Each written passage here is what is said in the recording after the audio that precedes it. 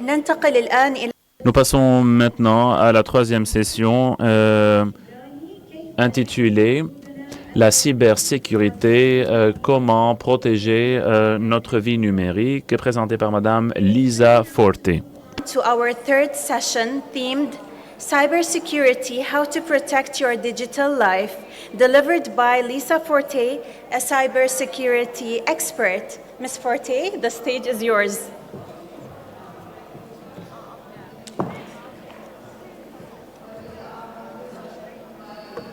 Thank you so much.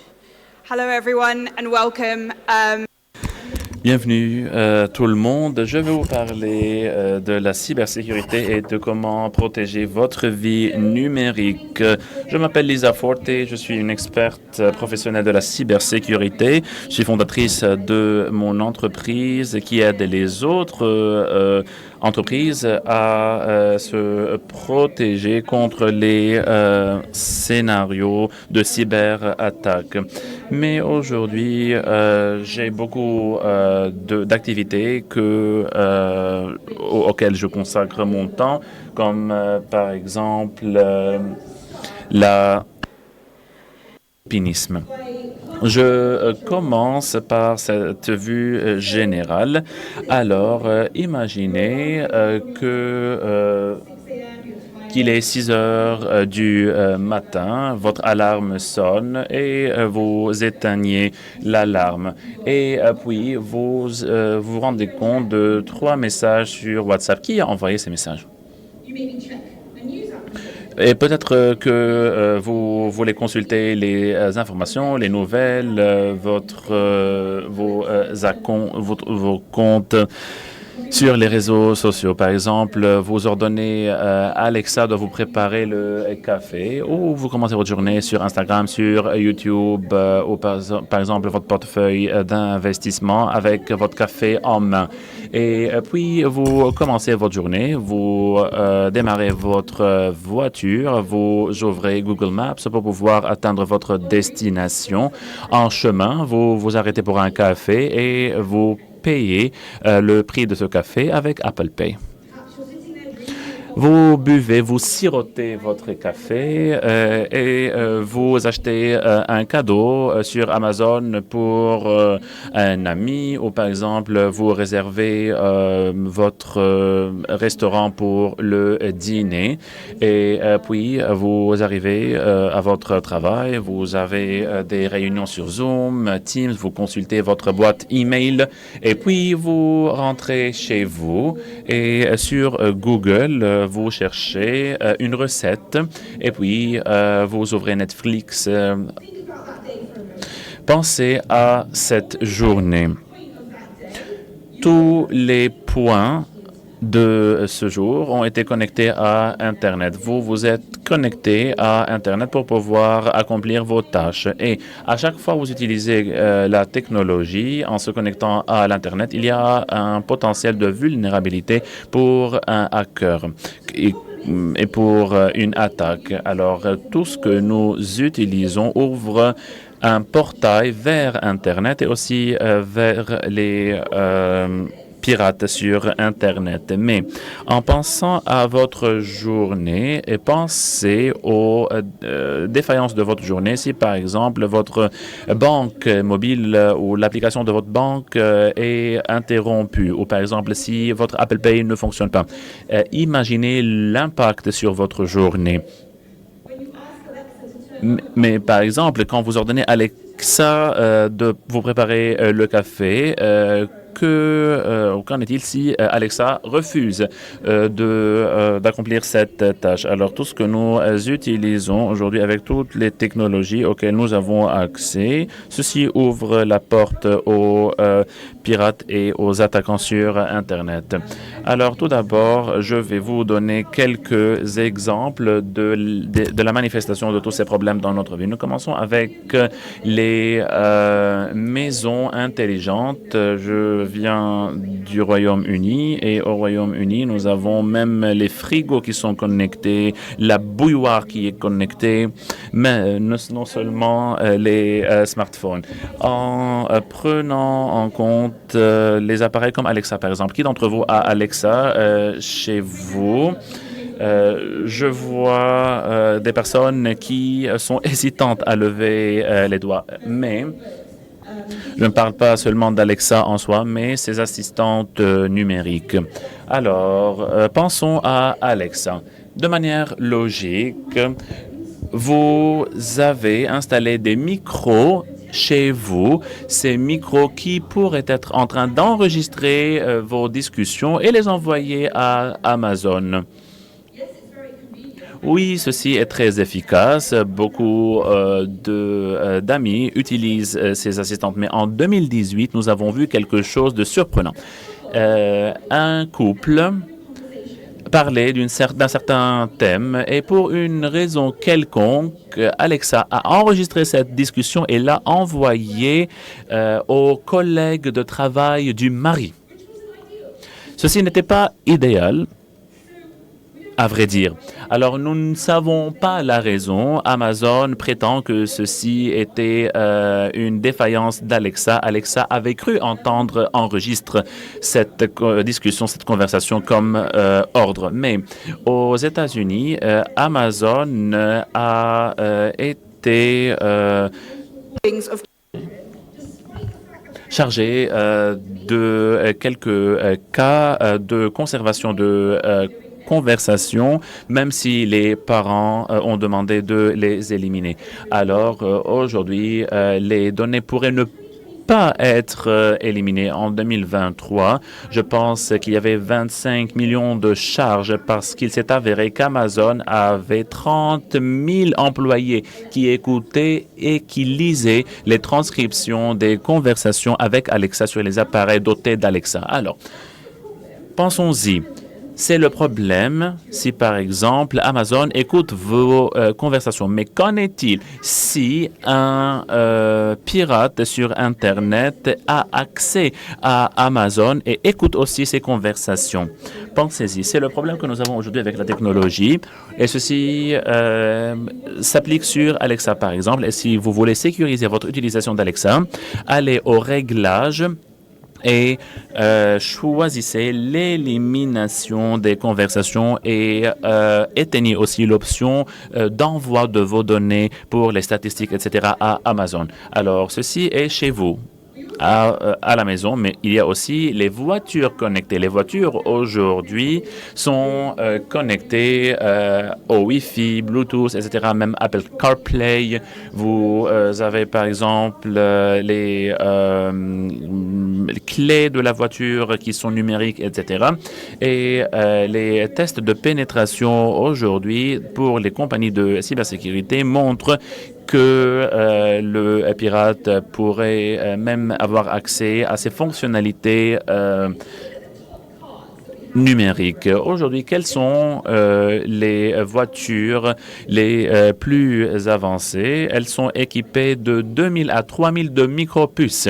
Alors, de cette perspective, il y a 4 fois plus de composantes intelligentes et des lignes de code qui représentent un risque potentiel. Alors aujourd'hui, vous avez ces véhicules qui potentiellement est une porte qui s'ouvre à une nouvelle attaque. Mais aujourd'hui, il y a beaucoup de réglementations, beaucoup de sociétés qui traitent de l'affaire, la cybersécurité en général.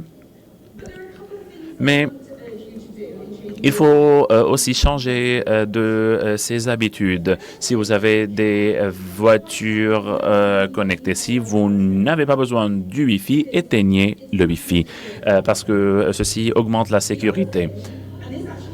En outre, et ceci s'est passé avec un ami à moi, Alors, cette amie avait une Mercedes et jour après jour, elle revenait chez elle, elle mettait ses clés dans un certain endroit de la cuisine et puis elle commençait ses tâches domestiques. Mais un jour, elle l'a dit à son mari, faute de ne pas voir la voiture de la fenêtre, elle lui a dit: as-tu garé la voiture dans un certain endroit qui n'est pas proche de la maison? Et le mari a dit: non, je ne me suis pas levé. Ce qui s'est passé, c'est ce qui suit. Le pirate a cloné les signaux de cette clé numérique et a utilisé ces données pour démarrer la voiture sans la clé. Alors, un conseil à vous donner, si vous avez une voiture dotée d'une clé numérique, éloignez cette clé le plus loin possible de votre véhicule. Nous parlons de ces points aujourd'hui. Alors, nous avons les comptes sur les applications et sur les sites web. Quand j'étais à l'aéroport hier, j'ai atterri à 3 heures du matin hier.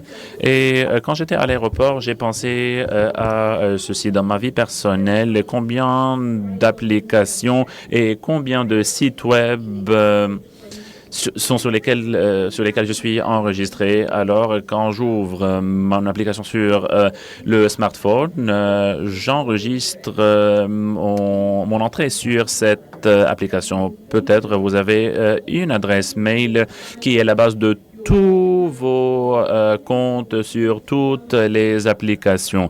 Une seule adresse mail. Pensez à cela. Si le pirate a accès à cette adresse mail, cette personne a accès à toutes les applications parce qu'aujourd'hui, pour chaque compte que vous avez et les notifications aussi envoient ou les applications envoient les notifications centralisées sur cette unique adresse mail. Alors, en ayant accès à cette adresse, il a accès à toutes les applications. Nous avons nous assurer de la puissance et la de nos mots de passe. Parce qu'aujourd'hui, il suffit juste que l'attaquant ait accès à cette adresse mail et il faut nous assurer d'avoir des comptes de double authentication. Et encore, il faut par exemple sauvegarder ou télécharger les applications qui génèrent les codes de sécurité et ceci rend la tâche plus difficile aux pirates. Alors, d'où l'importance de cette tâche parce que toute notre activité se passe sur ou à travers nos comptes. Puis, les réseaux sociaux. Nous utilisons tous les réseaux sociaux, mais auparavant, il y avait un problème sur ces plateformes, les faux comptes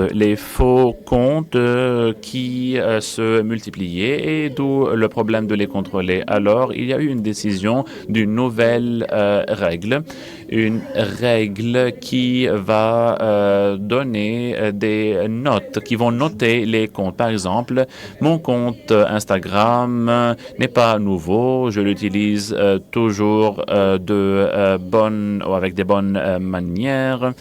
Alors, Instagram va donner une haute notation à mon compte. Mais par exemple, si j'ouvre un compte maintenant et je commence à inonder les personnes avec des publicités de Bitcoin, suivant Instagram, il y aura un problème de notation et d'où des restrictions sur mon compte. Alors, pour les mauvais acteurs, il y a des problèmes créés parce qu'aujourd'hui, ils ont besoin de manière innovante pour ouvrir ces faux comptes. Alors, ils ont eu une alternative, ne pas créer les comptes, mais de pirater les comptes existants. Aujourd'hui, si vous êtes un pirate et si vous avez accès à mon compte, avec une haute notation, vous avez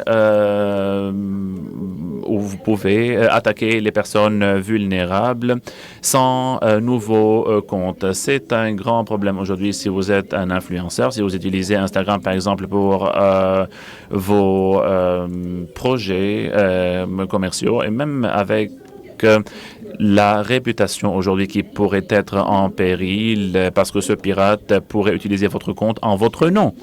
Et ceci, personne ne le veut. À Londres, j'avais une intervention à une certaine conférence et j'ai dit aux participants, est-ce que quelqu'un parmi vous est rentré dans les réglages d'Instagram pour voir l'historique des connexions sur Instagram des différents appareils? Qui a fait cela ici?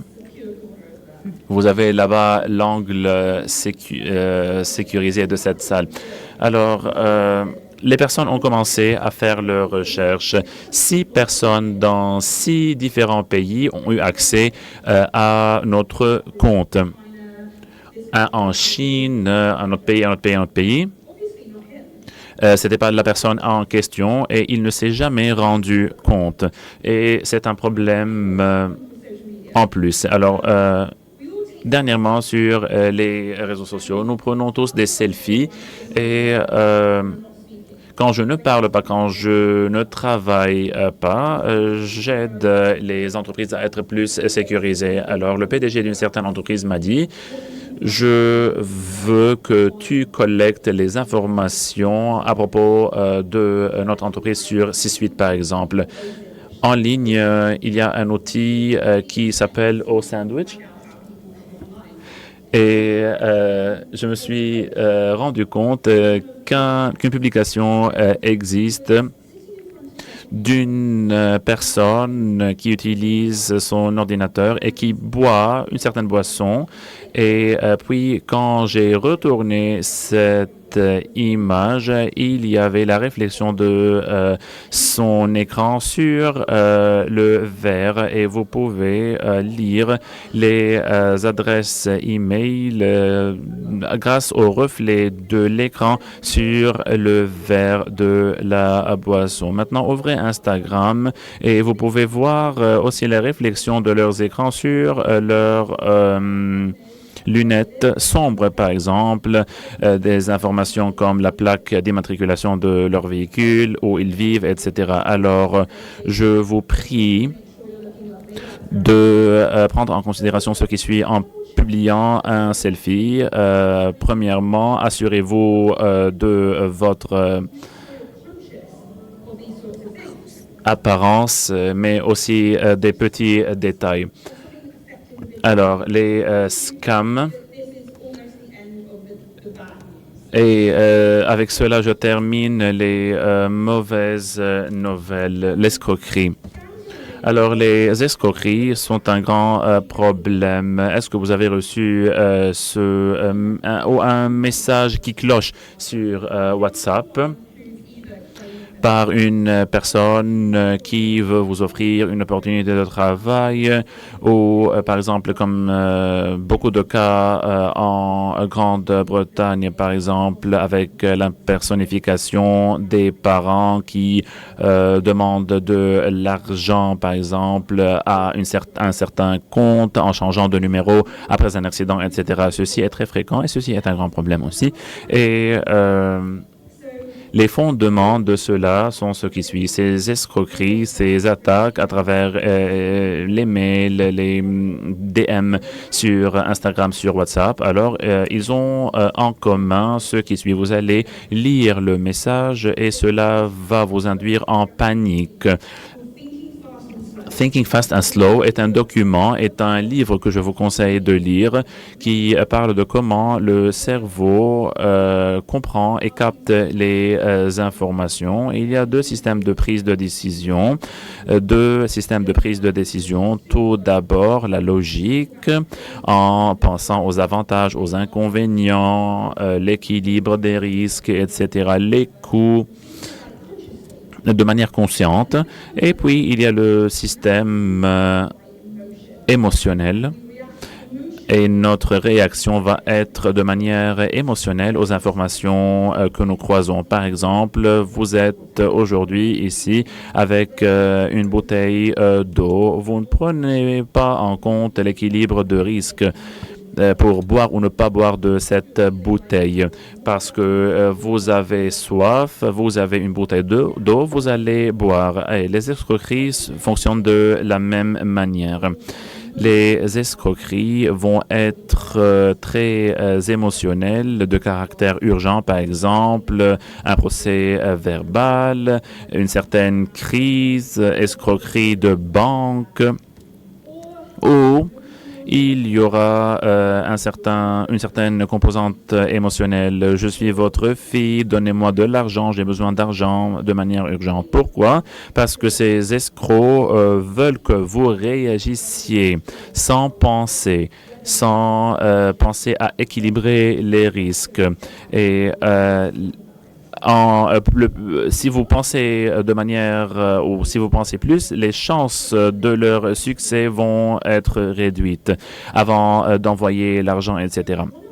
Alors, l'une des méthodes les plus efficaces est de s'arrêter et de penser avec ce message inattendu ou avec cette panique, cette préoccupation immédiate. Ceci est un signal d'alerte. Arrêtez-vous, pensez, revenez-y et vous allez voir que votre manière de penser va être différente parce que ces personnes ne veulent pas que vous pensiez. Alors, n'oubliez pas cela. Et les personnes aussi sont des escrocs sur les applications de messages. Avez-vous entendu parler des romance scams, des escroqueries romantiques? C'est un problème qu'ils exacerbent aujourd'hui et les personnes font la connaissance de quelqu'un en ligne et il y avait une personne qui m'a contacté, une femme brillante, une avocate à Londres, et avec beaucoup d'intelligence. Cette personne n'était pas mariée, était célibataire, mais sur Instagram, elle avait fait la connaissance de cette personne et il y avait le coup de foudre. Cette personne l'a décrite comme son âme sœur, avec toutes les passions partagées, etc., tous les points en commun.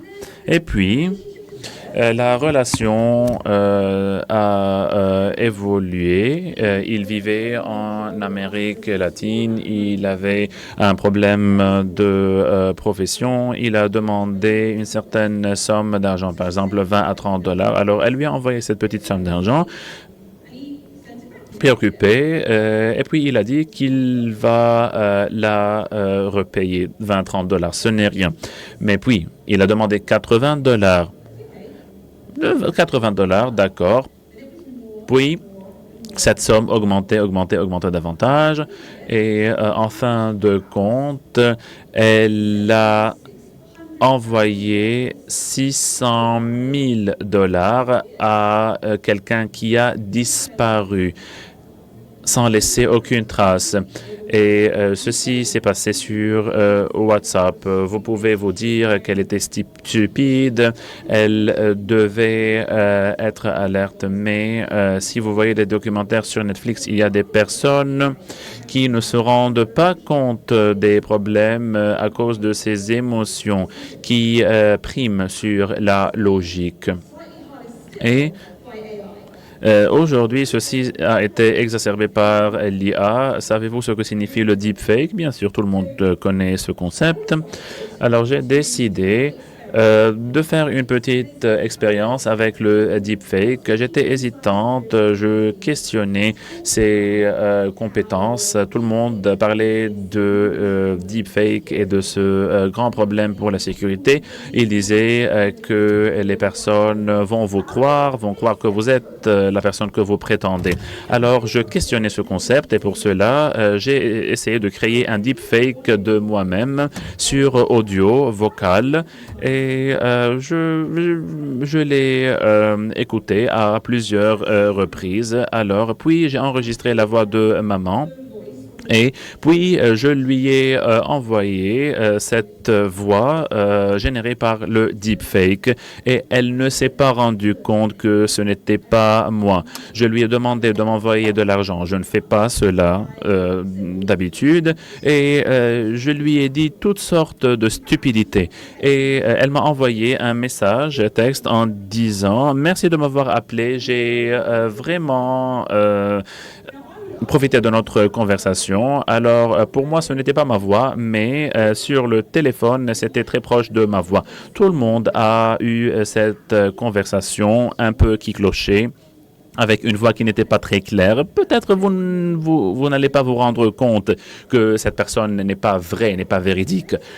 Mais ceci nous reprend à l'idée de l'escroquerie. En fin de compte, l'objectif d'un escroc à travers les deepfakes, par exemple, est de recevoir quelque chose de vous.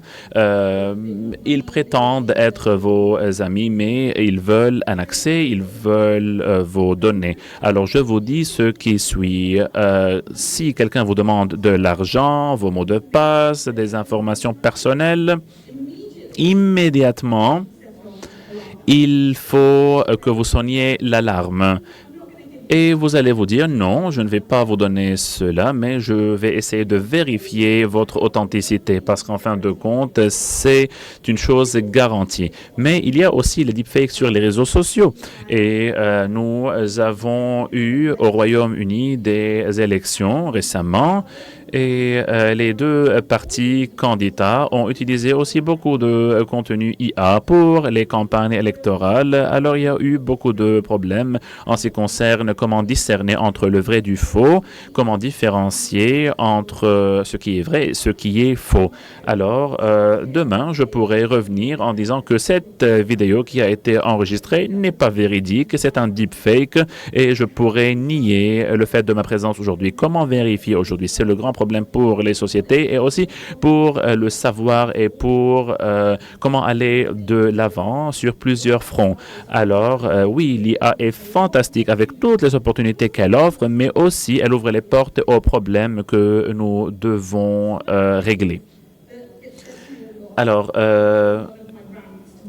quand j'essaie de parler à mes amis de comment sécuriser mes comptes, etc., mais il y a une question fréquente. Pourquoi l'escroc va me viser, va me cibler? Je ne suis pas PDG, je n'ai pas beaucoup d'argent, je ne suis pas influenceur. Pourquoi m'attaquer? Personne ne va m'attaquer. Mais avec cela, nous avons 2 ou 3 problèmes.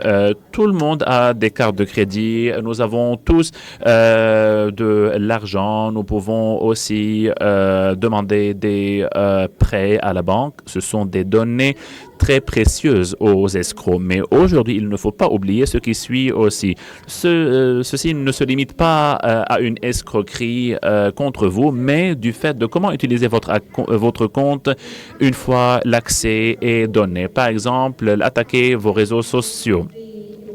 Attaquer votre Alexa, votre bouilloire qui est connecté à Internet et puis utiliser cet accès pour attaquer les autres personnes, les autres entreprises, les gouvernements, les banques, etc. en utilisant cette puissance d'ordinateur pour cette chaîne d'attaque. Alors, pourquoi vous attaquer? Pour prendre un accès ou un compte pour une réaction de chaîne. Alors, nous avons une responsabilité partagée envers les plus vulnérables, envers les services des gouvernements que nous utilisons pour pouvoir nous assurer de la rigidité de la protection de nos comptes. Et ceci doit être pris en considération. Et j'aimerais aussi m'attarder sur ce qui suit. Les Émirats arabes unis, maintenant, et en avant ou dans les lignes très avancées de la compétition technologique, même au niveau mondial. Aujourd'hui, les Émirats sont pionniers sur beaucoup de mesures et de matrices et les Émirats ont aujourd'hui une grande opportunité de laisser un grand impact sur la scène mondiale. Mais il y a aussi quelques concepts qu'il faut prendre en compte. Aujourd'hui, il n'est pas difficile d'être plus sécurisé parce qu'en fin de compte, Au Royaume-Uni, il y a une autorité gouvernementale qui a dit que si vous, ou en utilisant quelques tactiques très simples, nous pouvons augmenter la sécurité parce que les attaques ont des tonnes de victimes qui pourraient être ciblées. Mais aujourd'hui,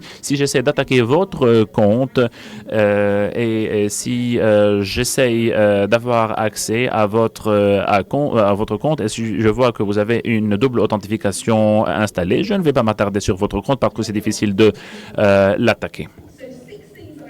Alors, 6 piliers de la sécurité. Les mots de passe, vous avez besoin de mots de passe qui sont longs, compliqués. Utilisez ce qui relève des password managers. Deuxièmement, la double authentification pour vous assurer de cette fonctionnalité sur tous vos comptes. Les mises à jour. Mettez à jour vos systèmes. Alors, en parlant des mises à jour, les mises à jour sont irritantes, sont dérangeantes, mais quand Apple déploie une mise à jour, Apple dit à tout le monde, nous avons remarqué une vulnérabilité et nous l'avons réglée. Ceci est un message à tout le monde concernant cette vulnérabilité. Alors, mettez à jour vos systèmes. Ceci signifie que toutes les attaques aujourd'hui sont bien connues pour les attaquants. Alors, avec ou sans la mise à jour, votre téléphone est plus vulnérable. Alors, mettez à jour vos dispositifs immédiatement parce qu'avec le déploiement de cette mise à jour, les opérations désuètes vont être vulnérables. Puis, changez les réglages par défaut de votre frigo, de votre bouilloire. N'utilisez pas votre compte avec le mot de passe par défaut. Enregistrez-vous et changez le mot de passe. De la sorte, vous allez augmenter votre sécurité. Attention à ce que vous cliquez. Bien sûr, les liens dans les messages, etc., il ne faut pas les cliquer sans savoir leur nature, mais aussi ceci s'applique au code QR. Vous ne pouvez pas lire le code QR. Alors, quand vous cliquez sur ce lien, vous cliquez aussi sur ce qu'il y a derrière ce lien. Ceci s'applique aussi au code QR que vous scannez. Alors, attention avant de scanner ou de cliquer un certain lien. Attention aux captures d'écran aussi. Aujourd'hui, ma capture d'écran va être téléchargée sur mon iCloud. Et il y a 2 copies dans 2 endroits différents de ma capture d'écran. Mon passeport, par exemple, est-ce qu'il y a une copie de sauvegarde qui est activé et puis en cas de doute, vérifier. Je n'ai jamais fait la connaissance de personne qui est allée vers une autre personne en disant c'était vous qui m'a envoyé le message et ceci ne dérange pas les gens. Alors, appelez la personne en lui disant j'ai reçu ce message de vous. Est-ce que c'était vous qui m'a envoyé ce message? Mais attention. Je travaillais à une unité de cybercrime chez la police chez moi et un jour, il y a une personne qui avait cliqué un lien et il a transféré de l'argent de la société à ses attaquants. Mais durant la conversation, nous avons demandé à cette personne pourquoi ne pas avoir appelé cette institution. Il a dit, nous avons appelé le numéro qui était dans le message, mais puis ce numéro était illégitime. Alors, vérifiez, mais vérifiez de manière intelligente. Merci beaucoup. C'était un plaisir que d'être avec vous. Maintenant, je dois retourner à Londres. J'adore les Émirats arabes unis et c'est un plaisir d'être avec vous. Merci beaucoup encore une fois.